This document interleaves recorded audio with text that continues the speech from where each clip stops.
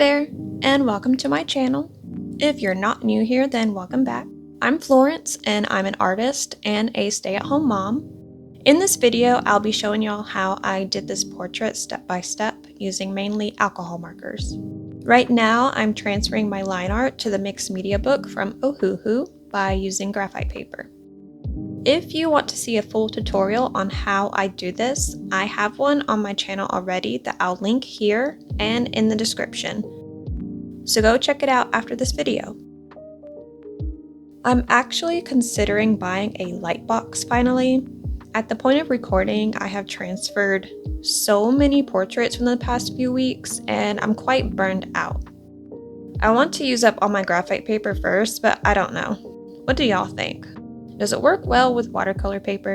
One of the cons of my method, besides all the work involved, is the paper smudges, and you'll see that in a bit.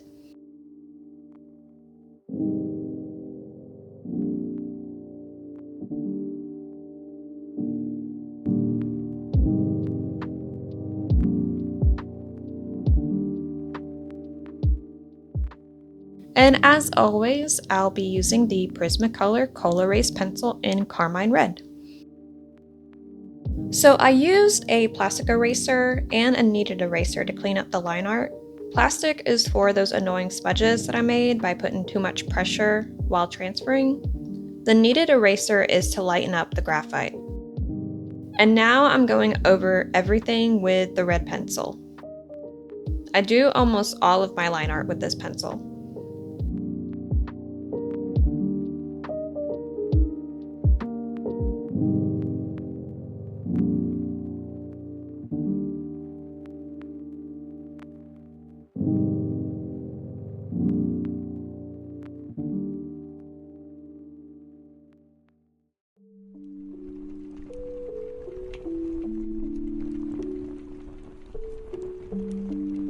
At this point, I wasn't sure if I wanted to shade as well. With watercolor, I'll add some shading sometimes, but I don't really recommend it with the alcohol markers. I'll shade with pencils after I put down the marker layers. It had a really weird effect, particularly with the purple pencil. It created a strange pink halo. Like it looked like it bled a bit, if that makes sense. And this part of the process typically takes the longest for me because of all the detail, and I feel like it's the most important part of the process because you want to make sure your line art is exactly how you want it before you go on with painting.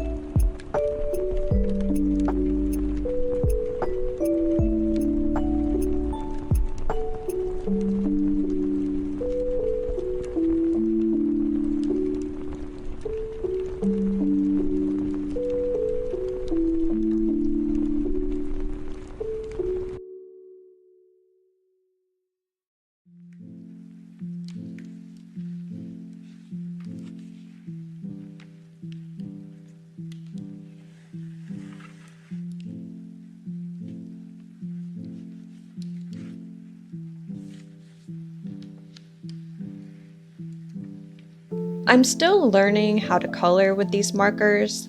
Funnily enough, it's easier for me to color the hair over the skin, which is the exact opposite for me with watercolor. You can see here just how uncertain I was with how much I hesitated.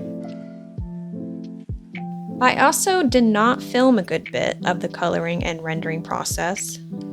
You'll see a significant cut from me coloring her skin to then her hair. I was trying a new method with coloring blush and I wanted to focus 100%.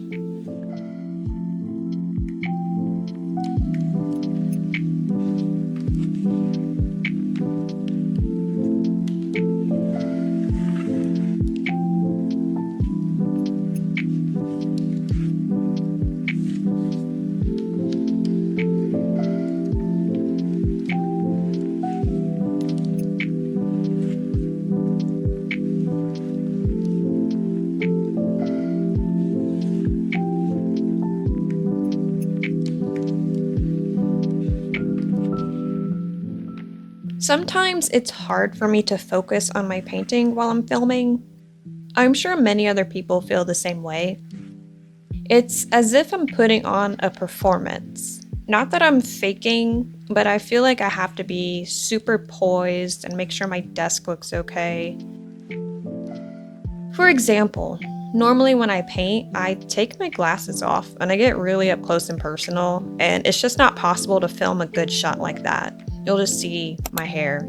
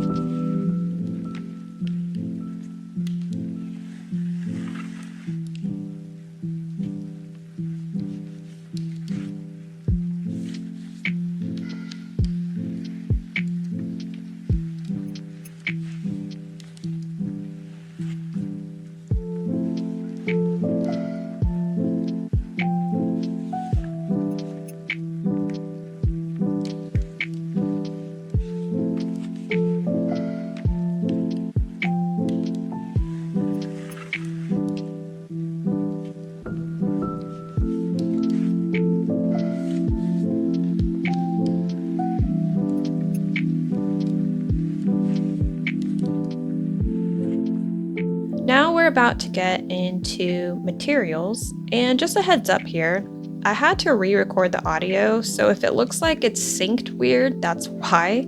It's a voiceover for footage that had audio already, but the audio sounded bad, so here we are. And as always, I buy most of my supplies from Blick, with a few from Amazon, and the Ohuhu markers and the mixed media book were gifted to me from the company.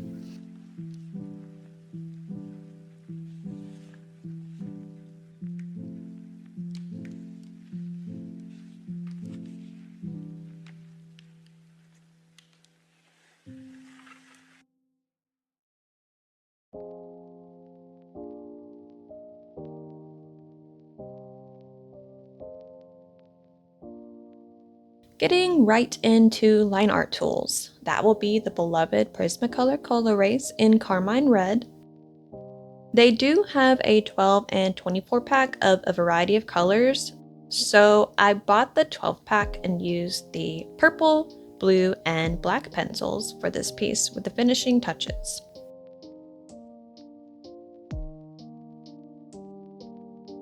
The blue I used for her hair, of course.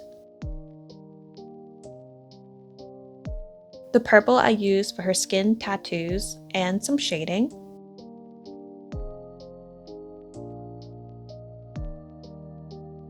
And the black pencil I used for her eyes and her jewelry.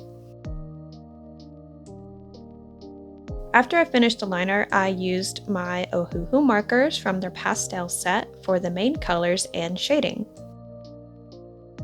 I really do love these markers, but I did want some darker shades. Well, CapCut sells individual shades, so I got this in Argyle Purple to use for her eyes and her mouth, but it was way darker than I thought. So I layered some lighter purple shades from Ohuhu and used the purple Prisma to layer her lips. Staying on the topic of CapCut, or is it Copic? We have their multi-liners in sepia and pink. I used the pink for her horns, her wings, and some of her outfit.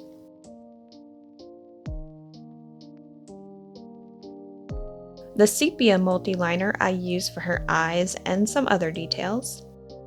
I recommend these pens over Micron pens, personally.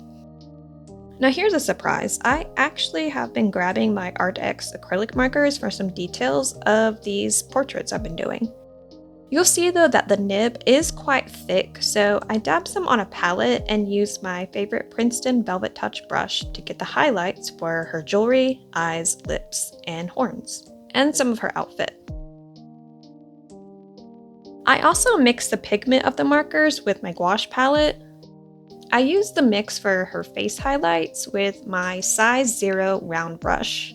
It's a bit unconventional, I know, and there's probably an easier method. But that's all I have for y'all today. If you have any questions, comments, or suggestions, please let me know below.